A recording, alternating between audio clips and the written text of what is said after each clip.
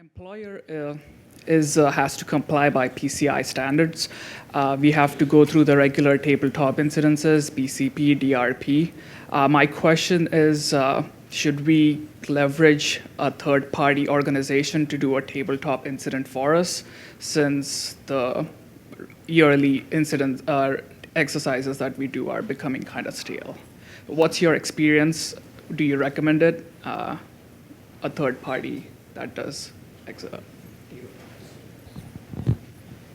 My opinion is that you should go out to a third party, because you don't know what you're missing. If you're just doing internal, there may be pieces of an incident that you might not be analyzing deep enough.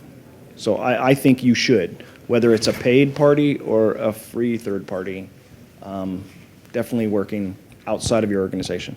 Just to add to that, I think from my experience of just watching organizations and tabletop facilitators work during a tabletop, I think there's a lot of you could delude yourself pretty easily if you're running your own scenario as a tabletop, and your team is the one that's responding to that situation.